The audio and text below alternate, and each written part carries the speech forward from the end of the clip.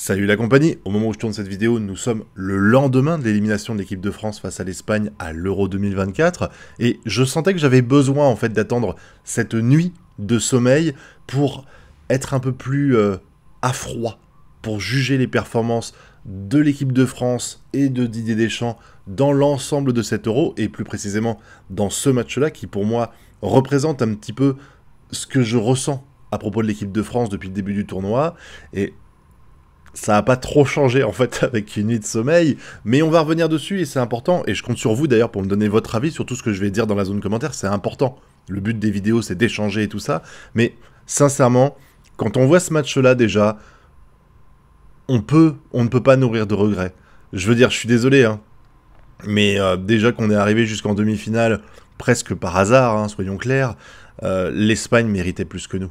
Voilà, il faut être honnête à un moment donné, il faut l'admettre. Hein. Je sais que c'est difficile, hein, on le voit bien avec les supporters des équipes qui ont perdu contre la France, que ce soit à l'Euro ou aux autres matchs. Hein. C'est oh, on méritait de gagner aussi et tout. Là, je vais pas dire qu'on méritait pas de gagner, mais pour moi, c'est la meilleure équipe des deux qui a gagné. Tout simplement, l'Espagne a été meilleure que nous. Et pourtant vraiment, ils ont déjoué les pronostics, les Français, au début, parce que aucun but dans le jeu depuis le début de la compétition. Et l'Espagne, c'est quand même la meilleure équipe qu'on rencontre jusqu'à présent. Et au bout de 8-9 minutes de jeu, poum, on plante un but. Une passe de Mbappé qui sort de nulle part, entre guillemets, parce que vu ce qu'il a fait jusqu'à présent, c'est presque un miracle qu'il ait réussi à viser un joueur. Et Kolo Muani, qui vise jamais le but, il arrive à marquer. C'était inespéré, inespéré. Et je pense que les Français, qui étaient en flip depuis le début de la compétition et qui pensaient vraiment perdre, à mon avis, Mbappé et compagnie, ils n'ont pas été sur le terrain en disant on va écraser l'Espagne, quoi. Et bien je pense qu'à partir du moment où on a mis ce but, je pense que ce but a été plus problématique qu'autre chose. Ils se sont vus trop beaux. Ils se sont vus trop beaux et ils ont littéralement rien fait pour la suite. Même quand on perd 2-1, il n'y a aucune réaction de l'équipe de France. Absolument aucune. Quand tu vois par exemple des équipes qui sont en train de perdre, et quand tu vois par exemple Allemagne-Espagne, putain ça vivait sur le banc, ça vivait sur le terrain, ça donnait des consignes, tu sentais que les deux équipes elles voulaient gagner. Là il n'y a rien eu. Le banc de touche reste assis, alors que le banc de touche espagnol il est en joie en permanence. Nous on est là, ils étaient un match amical, les Français. Ils étaient un match amical, et on peut en vouloir à beaucoup de joueurs. Le premier but de Yamal, il est incroyable. C'est le but de la compétition. Pour l'instant, on verra ce qui se passe à la fin, mais c'est le but de la compétition, le but de Yamal.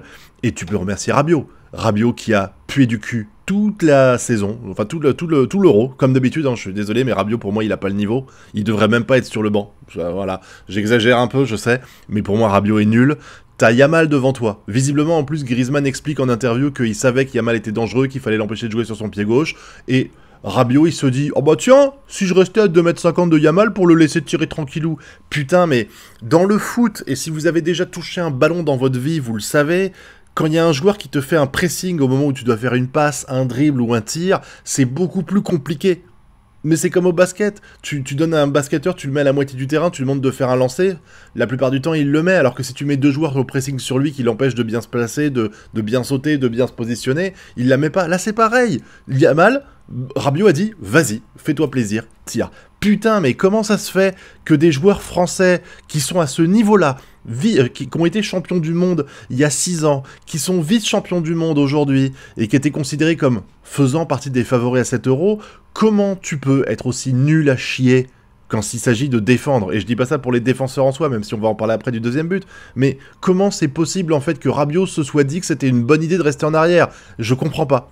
Je comprends pas, mais après Rabiot est nul pour moi, je répète encore une fois, je suis désolé, je suis pas objectif avec Rabiot, mais waouh, vraiment à chier ce joueur, j'arrive pas à saisir. Encore une fois, hein, je vous le conseille, si un jour vous êtes joueur de football, si vous jouez avec vos potes dans la cour de l'école ou même sur un terrain de foot, quand il y a un mec qui est à une vingtaine de mètres du but, si vous lui faites pas un minimum de pressing, voilà, ça sert à quoi en fait de rester là comme un putain de poteau au milieu de nulle part sans rien faire à part juste être là et dire je gêne le joueur s'il veut tirer. C'est de la merde, putain, c'est de la merde, et t'es payé des millions, t'es joueur à la Juventus de Turin, bon tu l'es plus maintenant, t'es en équipe de France depuis presque 10 ans, Rabiot. Putain, commence à apprendre à jouer au foot, bordel de merde. Ça me tue, quoi. Et puis on peut parler du deuxième but qui s'est enchaîné derrière, hein, avec pour moi la défense qui était nulle part. On peut le dire, la défense a été incroyable pendant cet Euro, et là elle a eu 5 minutes où elle n'a pas existé.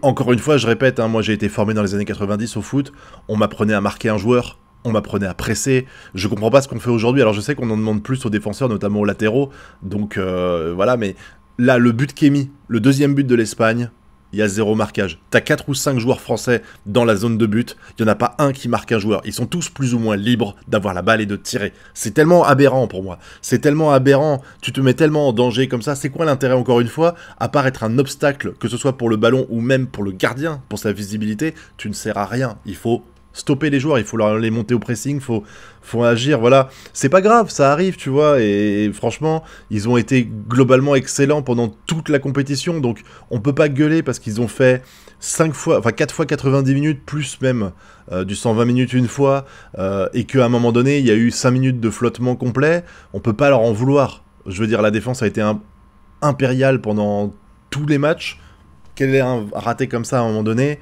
bon bah ça arrive, ça fait chier, mais c'est pas grave, on va pas leur en vouloir, mais quand même je trouve que c'est des erreurs énormes, que tu fais même pas normalement quand t'es en moins de 13, donc c'est aberrant pour moi, mais visiblement j'ai pas la même notion du foot que les joueurs aujourd'hui. Je voudrais juste revenir sur un point par contre, tu vois. Encore une fois, je trouve que l'Espagne mérite de gagner, ok. Par contre, on m'explique dans quel monde imaginaire tu mets pas un putain de carton rouge à la faute sur Kolo Muani en début de match. C'est pas possible. Parce que le mec, il lui tombe même pas dessus. Il se retient de tomber. Et soyons clairs, essayez 2 minutes, parce que je sais qu'il y a des gens qui sont pour l'Espagne et qui vont pas être objectifs là-dessus. Essayez 2 minutes de vous mettre dans la place de ce joueur espagnol. Je sais plus, je me rappelle plus son nom, je me rappelle plus qui c'est, mais t'es sur le point de tomber. T'es face à ce qui se passe. Et t'es pas en train de chuter, genre, oh mon dieu, c'est sûr, je vais me manger le sol. Tu mets une main pour te retenir, le réflexe inconscient de n'importe qui, quand il y a une tête ici, et il y a de l'herbe tout là, et tout là, le réflexe de n'importe quelle personne, normalement constituée, qui a un cerveau bien fait, c'est de mettre la main sur l'herbe, parce que ce sera un sol qui sera stable. Tu mets pas, t'es pas à moitié en train de tomber en mettant la tête sur un joueur de football. Non, c'est complètement con, et je suis sûr et certain que si vous vous rappelez de matchs de foot que vous avez fait où vous êtes sur le point de tomber dans les mêmes circonstances que ce qui s'est passé là, il n'y a pas une fois où vous me direz que ça vous est arrivé de mettre la main sur la tête d'un joueur comme ça. Il le voit en plus, il est là comme ça. On a tous vu la putain de photo. C'est pas normal qu'il se mange pas un putain de carton rouge parce que ça aurait pu vraiment détruire Kolo Muani, ça aurait pu niquer son crâne quoi. C'est complètement con de faire ça. C'est un geste qui devrait être interdit dans le football et pour moi ça méritait un rouge. Après je dis pas ça genre ouais on aurait dû gagner le match parce qu'il y avait un rouge ici. Rien à voir. Mais je dis juste que les arbitres sont des putains de laxistes 90% du temps, et que ça devrait... Au moins un jaune, putain, mais tu peux pas juste siffler faute, moi ça me dépasse. Ça me dépasse. Comment tu veux que les matchs de foot se passent bien quand tu permets ce genre de choses? Je le précise 2 minutes, petite aparté là-dessus, mais... Il y a une raison aussi pour laquelle le foot aujourd'hui est beaucoup moins beau à voir qu'avant, c'est parce qu'il y a au moins 40 fautes dans le match qui sont pas sifflées, parce que des tirages de maillot, des bras comme ça pour empêcher les gens de passer et tout ça, je rappelle que c'est interdit au football. Allez jouer en amateur et vous allez voir que ça c'est sanctionné, c'est sifflé. Hein, des tirages de maillot, des tacles avec les 2 pieds en l'air, ça devrait jamais passer et ça nuit à la qualité du match. Vous croyez qu'il se passerait quoi si les 2 joueurs, ils étaient juste épaule contre épaule à faire ça, plutôt qu'à mettre la main comme ça, à tirer le maillot, à choper le joueur comme ça? Évidemment que le jeu serait plus beau à regarder. Donc s'il y a une des priorités à faire dans le foot aujourd'hui, c'est de rétablir les règles du football telles qu'elles sont, hein, voilà. Arrêter de laisser des putains de tireurs de pénalty s'arrêter 2 fois pendant leur course. Putain, mais Lewandowski, tu devrais t'interdire de tirer des pénaux, par exemple.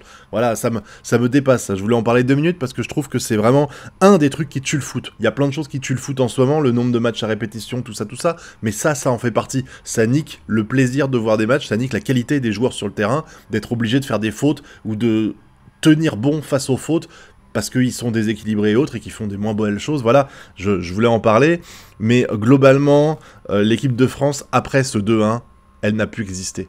Elle a rien essayé. Je crois qu'on a passé les 45 minutes suivantes à peu près sans faire un seul tir. Aucune réaction. Et pourtant, on va en reparler, mais en attaque, t'as assez de joueurs pour faire la différence. Je veux dire, t'as Mbappé, t'as Dembélé, t'as Kolo Muani, voilà, c'est quand même pas des branques, ils sont assez bons, et finalement, bah en fait, t'as rien, quoi. Alors j'ai vu que Dembélé s'est fait pas mal saucer parce qu'il a raté plein de choses. Dembélé, c'est le seul joueur c'est le seul joueur, avec l'entrée de Barcola, à avoir essayé de créer des choses. C'est le seul. Alors il n'a pas réussi, on est d'accord, mais par contre quand il y avait des attaques, c'était quasiment tout le temps Koundé, Dembélé qui faisait le taf pour faire monter le ballon. Ou Kanté, Dembélé, mais c'était clairement pas Kolo Muani qui remontait le terrain avec le ballon, c'était encore moins Mbappé qui sert littéralement à rien dans cette équipe. Franchement, c'était catastrophique. Le niveau de jeu était catastrophique. Et j'en veux aussi à Didier Deschamps. Il faut parler de ça, putain. Didier Deschamps, 60 minutes de jeu avant d'avoir ta putain de première réaction. Et qu'est-ce que tu fais à la fin? Tu retires Dembélé, qui est le seul mec qui est un petit peu actif et dynamique sur le terrain, et qui est le seul qui te permettait visiblement de faire des différences, quoi. Avec Barcola, mais quelle tristesse. Le totem d'immunité d'Mbappé, il faut en parler. Le totem d'immunité de Mbappé, mais comment c'est possible de laisser un joueur aussi mauvais sur le terrain? Alors vous allez dire, ouais, mais il fait des différences de temps en temps. Ça fait 6 putains de mois qu'on le voit sur le terrain en équipe de France ou en championnat de France avec le Paris Saint-Germain. Il est nul, il est fantomatique. À un moment donné, tu le sors. J'étais tellement heureux face au match au Portugal de voir qu'il était sorti, et quand j'ai vu l'interview, où en fait c'est lui qui a demandé à Deschamps de le sortir, j'ai fait putain, mais en fait Deschamps il est roue libre. Il est perdu, Deschamps. Il est perdu, parce qu'il faut que Mbappé lui dise « Je suis pas à niveau » pour qu'il le sorte. C'est incroyable, t'es le putain de patron de cette équipe de France, Deschamps. T'es censé le voir, on le voit tous qu'il a pas le niveau. Alors enlève-le pour mettre Barcola, tu l'as laissé sur le terrain, tu fais des changements poste pour poste. Putain, tu mets Giroud, j'adore Giroud, voilà, mais tu mets Giroud à la fin du match et Griezmann, c'était sûr que ça allait mal se passer, c'était sûr. Et là, du coup, il faut en parler de Didier Deschamps. Il faut en parler parce que, pour moi, et je vais être méchant, mais c'est un peu exagéré ce que je vais dire, mais pour moi, Deschamps, c'est comme Domenech en 2006. Tu peux pas imputer la finale de Coupe du Monde à Domenech par ses performances de sélectionneur. C'est uniquement parce qu'il y avait des putains de talents sur le terrain. Et si tu dois la demi-finale là qu'on a fait, c'est clairement pas grâce à Deschamps, c'est grâce à des patrons en défense, c'est grâce à Maignan qui fait un sauvetage incroyable face à l'attaquant, sa sortie était mémorable, je trouve, elle est magique, c'est grâce à des Upamecano, des Saliba, même s'il a été moins bon ce soir, des Koundé qui font le café, des Théo Hernandez, voilà, c'est ces joueurs-là qui te permettent d'être en demi-finale, c'est pas ton plan de jeu, c'est pas ta tactique, c'est pas tout ça, et il est là le problème, c'est que Deschamps, il a plus la solution, le discours passe plus, ça se voit, comme je vous ai dit, il y avait aucune réaction. Il n'y avait rien sur le banc non plus, on ressentait rien. Deschamps, il était là comme un mec qui fait un travail d'intérêt général, vous savez, c'est genre, fait chier. Voilà, on avait vraiment l'impression qu'il s'emmerdait. Tu le vois même en interview, quand il parle aux gens, il est beaucoup plus blasé. Si t'es pas content, t'as qu'à regarder un autre match. On lui demande s'il se projette dans les 2 ans. Le journaliste a été malin, plutôt que lui dire, est-ce que vous allez donner votre démission? Il a dit, comment vous vous projetez pour ces 2 prochaines années? Et lui, non, c'est pas respectueux. Mec, ce qui est pas respectueux, c'est ce que tu fais sur le terrain. Ce qui est pas respectueux, c'est le match que t'as fait, les 5 derniers matchs de l'équipe de France. Ça, c'est pas respectueux. Il y a des gens, ils ont claqué leur SMIC, ils ont claqué 1 mois de salaire pour venir voir ce match-là. Alors je dis pas que tu leur dois quoi que ce soit, mais quand même, le foot c'est un spectacle, il est où ton putain de spectacle? Avec les joueurs que t'as, c'est pas normal. C'est pas normal. Et puis c'est pareil, il fait des changements poste pour poste. Tu perds 2-1. T'es en train de perdre 2-1. C'est terminé dans 10 minutes. L'équipe de France est morte dans 10 minutes. Tu fais du putain de poste pour poste. Prends un risque, retire Saliba, il a pas été super bon, et si t'en prends un 3e et que tu perds 3-1, ça changera quoi? Mets un 4e attaquant, on s'en fout, on tente, on est éliminé, sinon, on est éliminé, fais des trucs, je sais pas, tu fais pas du remplacement poste pour poste, c'est complètement ridicule à ce niveau-là. Regarde Espagne-Allemagne, tu vas pas dire qu'ils ont fait des changements poste pour poste, même le Portugal, ils ont fait des trucs, voilà, il y a rien. Il n'y a rien. Vraiment, je trouve que Deschamps n'a plus les clés. Pour moi, il avait déjà plus trop les clés. Heureusement, la finale a permis de pallier un peu les errements stratégiques de Deschamps. Et les joueurs sur lesquels il comptait, à savoir des Griezmann et des Mbappé, n'étaient pas encore au niveau nullissime qu'ils ont aujourd'hui. Mais là, on voit les failles, encore une fois. Les 2 joueurs sur lesquels tu comptes pour faire le café, parce que toi, t'es pas capable de le faire stratégiquement, et ben quand ils sont pas là, t'es pas capable de trouver la solution. T'as pas de plan B. T'as pas de plan B. Et dans ces cas-là, pose-toi les questions. Les gens ont dit, et je suis d'accord avec eux, que le problème, c'est que avant, on avait Pogba, qui était un très bon créateur. Hein, on est d'accord, Pogba, il manque beaucoup. Maintenant, on a eu Griezmann qui faisait la différence et qui permettait de prendre ce rôle-là, même s'il le prenait pas aussi bien. Il avait un autre rôle intéressant, mais en tout cas, il créait pas mal de choses. Et que comme là, il est pas bon, on n'a personne d'autre. Il fallait peut-être prendre quelqu'un d'autre sur la liste de tes putains de 26 joueurs. Fallait prendre quelqu'un d'autre. T'avais 26 joueurs, il y en a au moins 6 ou 7 qui n'ont pas touché un ballon, qui ont fait que du banc tout le long. Est-ce que ça aurait été un drame de les retirer pour mettre un Désiré Doué, je sais pas. Il fallait tenter quelque chose. C'est pareil, on voit que Rabiot est nul depuis le début. Bah, je sais pas, tente Warren Zaïre-Emery. Zaïre-Emery, il est dynamique, c'est du truc, voilà. En plus, il a déjà... Tu mets une attaque, Mbappé, Kolo Muani, Dembélé. 3 joueurs qui jouent en équipe du Paris Saint-Germain, qui sont rodés, qui savent jouer ensemble. Il n'y a pas juste, ils se passent une semaine en équipe de France pour essayer de trouver les automatismes. Ils les ont, les automatismes. Tu les mets, tu rajoutes Barcola quand tu remplaces, je crois que c'est Kolo Muani, voilà. Mais Zaïre-Emery, on sait que ça matche bien, voilà, avec Dembélé et tout ça. Putain, tente, je sais pas, tente un truc. T'es sur le point de perdre, tu fais n'importe quoi, tu testes, je sais pas. Non, c'était triste. C'était triste. Finalement, vraiment, on a eu un match qu'on méritait pas de gagner et où je continue de penser que le 1-0 nous a fait beaucoup de mal. Le fait de gagner 1-0 nous a fait beaucoup de mal parce que d'un coup, ils se sont vus beaucoup plus grands qu'ils ne l'étaient. Et ça a été... il y a eu la fessée, le retour de bâton 10 minutes après avec les 2 buts qui sont enchaînés. Et on a vu qu'il n'y avait pas la volonté d'aller plus loin. Voilà. On dit souvent, hein, quand il y a un groupe, que ce qui permet d'arriver au bout, c'est vraiment l'entité groupe. Et c'est un peu ce que j'avais vu, moi, à l'époque, quand il y a eu la Coupe du Monde 2018, où il y avait une entité groupe. Voilà, tu te sentais des gens soudés, qui ont été au bout de cette Coupe du Monde, qui étaient en équipe. J'ai pas senti d'équipe cette saison. J'ai pas senti d'équipe à 7 €. Vraiment pas du tout. Aucune niaque, aucune haine. Même le pressing, quand tu vois les Espagnols, le pressing qu'ils font à notre gardien, à nos défenseurs et tout ça, Mbappé, ça te dirait à un moment donné de courir, je sais pas. Tu fais un putain de pressing, tu empêches les relances espagnoles. Si on veut réussir à les faire chier, il faut les empêcher de faire la bonne passe. Je dis pas de récupérer le ballon, même s'il y a eu des bons pressings à certains moments, mais encore une fois, Mbappé, tu te demandais ce qu'il faisait sur le terrain. Il aurait dû sortir à la mi-temps. Je suis désolé, voilà. Vous allez me dire non, parce qu'il aurait pu faire la différence pendant le match.